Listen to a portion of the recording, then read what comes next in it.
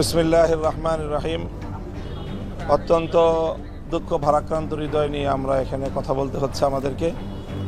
আমরা অত্যন্ত শান্তিপ্রিয় উপায়ে, নিয়মতান্ত্রিক উপায়ে একটা প্রক্রিয়ার মধ্য দিয়ে যাচ্ছিলাম। একটা বিষয় বিরোধ আছে বা মতপার্থক্য আছে, সেই মতপার্থক্যটাকে কিভাবে আলোচনার মাধ্যমে সমাধান করা যায় তার সর্বোচ্চ চেষ্টা আমাদের পক্ষ থেকেও ছিল এবং প্রশাসনের সর্বোচ্চ পর্যায় থেকে সেই প্রচেষ্টা অব্যাহত ছিল। এবং গতকালকে দিনভর রাষ্ট্রের গুরুত্বপূর্ণ বিভিন্ন দায়িত্বশীলের সাথে আমাদের দায়িত্বশীলদের এবং তাদের দায়িত্বশীলদের, উভয় পক্ষের দায়িত্বশীলদের কথা হয়েছে। গতকালকে সকল এজেন্সিগুলোর প্রধান, এসবির চিফ, এনএসআইয়ের ডিজি এবং ডিজিএফআইয়ের দায়িত্বশীল বৃন্দ, তারপরে উপদেষ্টা মহোদয় বৃন্দ, এরপরে হলো এই বৈষম্য বিরোধী ছাত্র আন্দোলন নেতৃবৃন্দ, সকলের মধ্যস্থতায় খুব শান্তিপ্রিয়ভাবেই আমরা আলোচনা করতেছিলাম। এবং গতকালকে যখন আমরা রাত প্রায় 3টা থেকে এখানে আমরা বৈষম্য বিরোধী ছাত্র আন্দোলন নেতৃবৃন্দের সাথে আমাদের এখানে বৈঠক চলছিল, সেখানে সার্জিস আলম এবং হাসনাত আবদুল্লাহ সহ তারা ছিল। তারা সাতবন্দীদের সাথে আলোচনা করে এসে কিছু প্রস্তাবনা নিয়ে আমাদের এখানে এসেছিল আলোচনা করার জন্য। সেই আলোচনার মধ্যেই তারা জানতে পারলো সামাজিক যোগাযোগ মাধ্যমে যে ওখানে টঙ্গীতে সাতপন্থীরা হামলার প্রস্তুতি নিচ্ছে বা হামলার করছে। এই ধরনের প্রস্তুতির আভাস পেয়েই তারা তখন এখান থেকে ফোনে তাদের দায়িত্বশীলদের সাথে এখানে আমাদের সামনে বসে তারা যোগাযোগ করলো। সার্জিস আলম এবং হাসনাত আবদুল্লাহ উভয় তাদের সাথে কথা বলল এবং স্পেসিফিক নাম সহ আমি বলছি, জনাব ওয়াসিফুল ইসলাম সাহেবের সাথে কথা বলেছে, ওনার ছেলে উসামার সাথে কথা বলেছে, তারপরে আবদুল্লাহ মনসুরের সাথে কথা বলেছে। তাদের সাথে কথা বলতেছে তারা এখান থেকে বলল যে আপনারা যদি কোনোভাবে আইন নিজেদের হাতে তুলে নেন অথবা আলোচনার মাধ্যমে আমরা কোনো একটা মীমাংসা দেওয়ার আগে আপনারা যদি নিজেরা সেখানে কোনো ধরনের ওখানে প্রবেশ করার চেষ্টা করেন তাহলে অবশ্যই সেটা আপনাদের বিরুদ্ধে আমরা সকলে ঐক্যবদ্ধভাবে পদক্ষেপে যেতে বাধ্য হব। এই ধরনের কথাবার্তা বলার কিছুক্ষণ পরেই তারা সেখানে হামলা চালায়। যখন হামলার সংবাদ আসে তখন তারা তাদেরকে বারবার যোগাযোগ করার চেষ্টা করেছে, তখন সার্জিস আলম এবং হাসনাত আবদুল্লাহর ফোন তারা কেউ রিসিভ করেনি। এইভাবে তারা হামলা চালায় আর এর কিছুক্ষণের মধ্যেই আমাদের কাছে হামলার যাবতীয় তথ্যগুলি আসতে থাকে এবং ইতিমধ্যে আমাদের 3জন ভাই শাহাদাত বরণ করেছেন। ডিজাইন, এলিগেন্স, বিউটি, সেরা পণ্য সবার জন্য জেভিকো। ইন্না লিল্লাহি ওয়া ইন্না ইলাইহি রাজিউন। তাদের প্রত্যেককে ধারালো অস্ত্র দিয়ে তাদেরকে আহত করা হয়েছে, আঘাত করা হয়েছে, রক্তক্ষরণ এবং মারাত্মকভাবে তাদেরকে আঘাত করে তাদেরকে হত্যা করা হয়েছে। আর অসংখ্য অগণিত আমাদের ভাইয়েরা তারা সেখানে আহত হয়েছে, মারাত্মকভাবে ইনজুর্ড হয়েছে। প্রায় অনেকেরই আঘাত বুকের মধ্যে, পেটের মধ্যে ধারালো অস্ত্রের সাহায্যে তারা এই আঘাতগুলো করেছে। অর্থাৎ সম্পূর্ণরূপে এখানে একপক্ষীয়ভাবে হামলা হয়েছে। সন্ত্রাসী কায়দায় সেখানে আমরা এমনও তথ্য পাচ্ছি যে সেখানে তারা পেশাদার হত্যাকারী, পেশাদার খুনি, কিলারদের সহ এই অভিযানটা পরিচালিত হয়েছে। অত্যন্ত দুঃখজনকভাবে আমাদের এই কথা বলতে হয় যে সংবাদ মাধ্যমে অনেকেই সংবাদ প্রচার করছেন যে দুই পক্ষের সংঘর্ষ বা সংঘাত। এটা সম্পূর্ণরূপেই একপক্ষীয় আক্রমণ হয়েছে, হামলা হয়েছে। রাতের অন্ধকারে অতর্কিতে সন্ত্রাসীরা আক্রমণ চালিয়ে তবলিগ ঘুমন্ত এবং সেখানে দায়িত্বরত আমাদের যে সকল তবলিগের সাথী ভাইয়েরা ছিলেন তাদেরকে হত্যা করেছে এবং তাদেরকে আহত করেছে। এই বিষয়টা সংগঠিত হওয়ার পরে স্বাভাবিকভাবেই সারা বাংলাদেশের সকল তবলিগের সাথী এবং লক্ষ লক্ষ ছাত্র জনতার মধ্যে যে ক্ষোভ অগ্নিগর্ভ হয়ে উঠেছে গোটা বাংলাদেশ।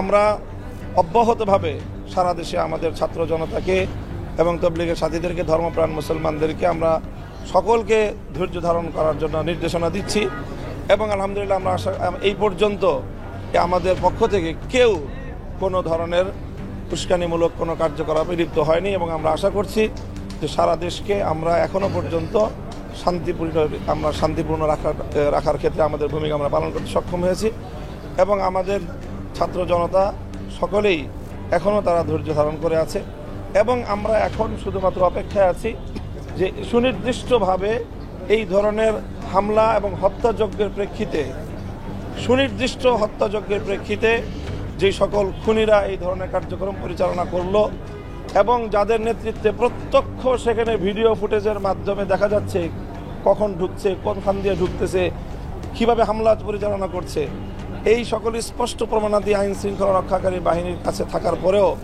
যদি তাদের বিরুদ্ধে আইনানুগ ব্যবস্থা গ্রহণ না করা হয় তাহলে সেই ক্ষেত্রে পরিস্থিতি আমরা কোনোভাবেই সামাল দিতে পারবো না।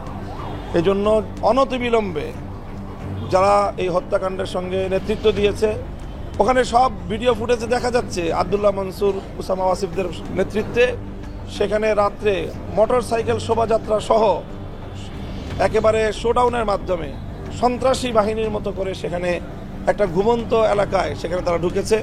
সেখানে একটা মাদ্রাসা আছে, সেই মাদ্রাসায় সব ছেলেরা কোরআনের হেফজো পড়ে, হেফজোখানা, প্রায় শতখানিক ছাত্র সেখানে পড়াশোনা করে, সব ছোট ছোট বাচ্চা।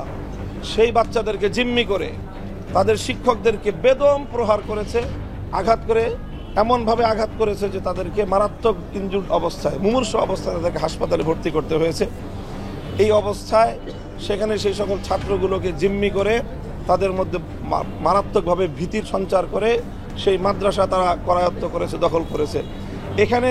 এখান থেকে সার্জিস আলম নিজে, হাসনাত আবদুল্লাহ নিজে ওয়াসিফুল ইসলাম সাহেবকে জানিয়েছে যে সেখানে মাদ্রাসা আছে, সেই মাদ্রাসায় পর্যন্ত আপনার বাহিনী তারা হামলা চালিয়েছে। উনি সেখানে পরিষ্কার বললেন যে মাদ্রাসা বন্ধ, মাদ্রাসা নাই, অস্বীকার করলেন।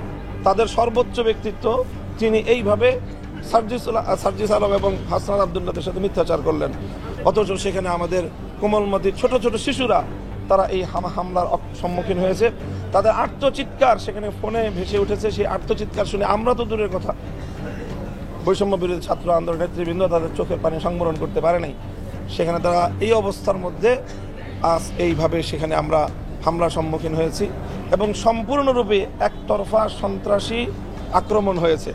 আমরা সংবাদ মাধ্যমগুলোর কাছে বিনীত অনুরোধ করব যে আপনারা দয়া করে এই ঘটনাটাকে দ্বিপাক্ষিক সংঘর্ষ হিসেবে আখ্যায়িত করে খুনিদেরকে আড়াল করার চেষ্টা করবেন না। প্রকৃত হামলার চিত্রটাকে আপনারা ভিন্ন কালার দেওয়ার চেষ্টা করবেন না।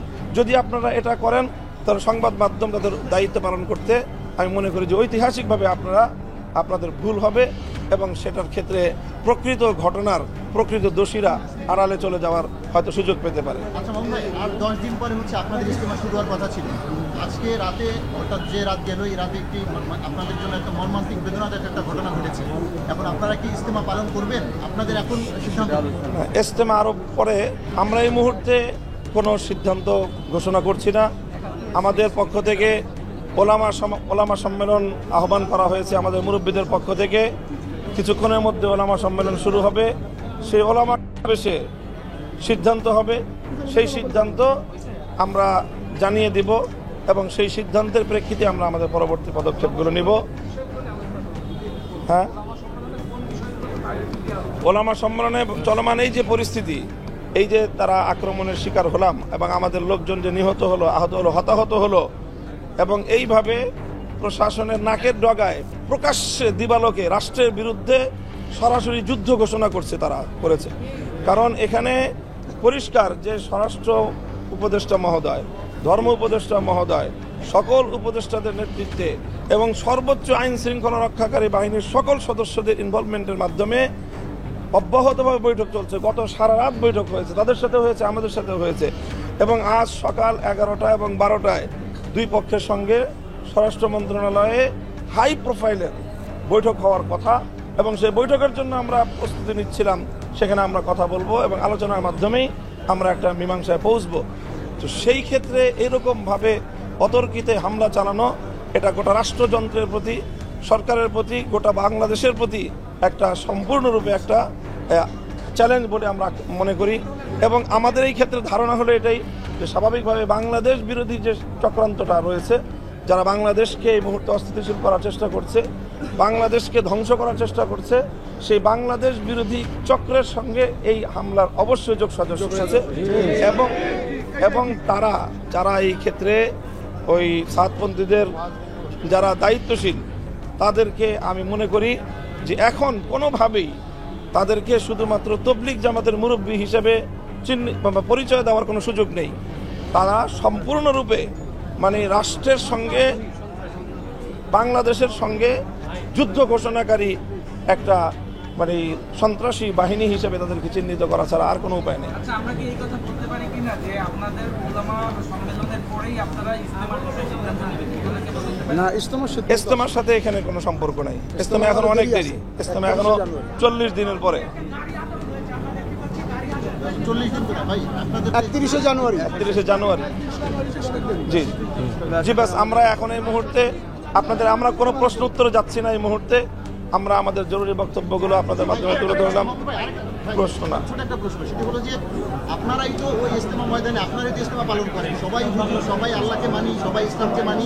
জি বাস এই কথাগুলি আমরা যেভাবে বললাম এই বিস্তারিত কথা বলবো না এখন। আমরা ঘটনার সংক্ষিপ্ত বিবরণ আপনাদের সামনে উপস্থাপন করলাম। মিডিয়ার সকল দায়িত্বশীল এবং সংবাদকর্মীদের কাছে আমাদের উদাত্ত আহ্বান থাকবে যে আপনারা দয়া করে এই ঘটনাকে সংঘর্ষ হিসাবে আপনারা নিউজ করবেন না। এটা একতরফা হামলা হয়েছে সেখানে, এবং সকল যারা আহত, ইনজুর্ড, যারা নিহত, তারা সব এক পক্ষীয়, আর আক্রমণকারীরা আরেক পক্ষীয়। এখন কারো বাড়িতে ডাকাতের আক্রমণকে যদি আপনি বাড়িওয়ালা ডাকাতের সংঘর্ষ হিসেবে চিত্রিত করেন, তাহলে সংবাদ মাধ্যম কোনোভাবেই আপনারা দায়িত্ব পালন করছেন না, বরং আপনারা ডাকাতদেরকে আড়াল করার চেষ্টা করছেন বলেই আমরা দেশবাসী এটাকে এইভাবেই নিবে।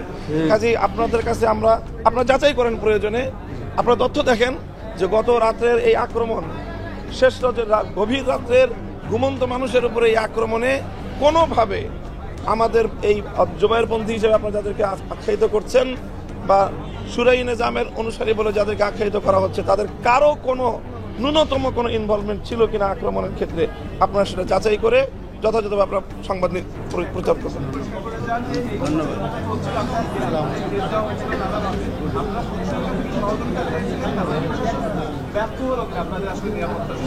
অবশ্যই প্রশাসন আমাদেরকে গত রাতে নিরাপত্তা দিতে ব্যর্থ হয়েছে।